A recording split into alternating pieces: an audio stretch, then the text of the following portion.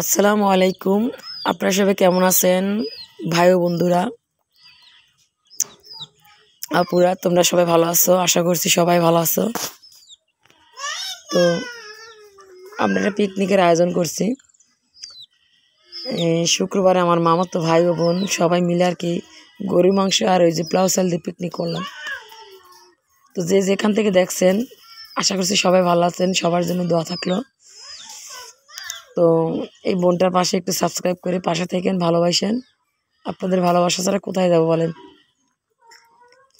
আসেন সবাই সবাইকে ভালোবাসি, পাশে থাকি।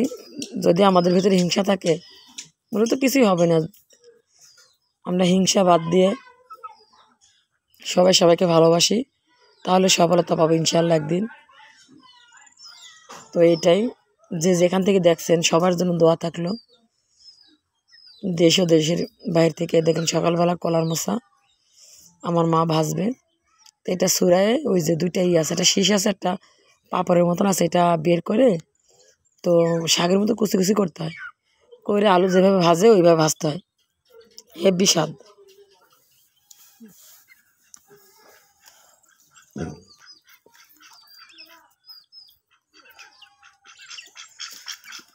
তো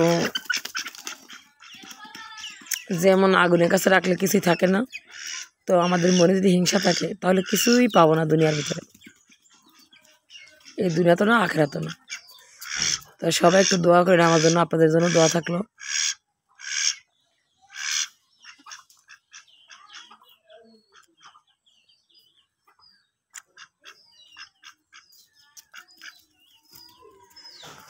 আমি আবার মাঝে মধ্যে পান খাই হালকা পাতলা। কে খান, কে কে খান কমেন্ট করেন। আল্লাহ হাফেজ, ভালো থাকেন।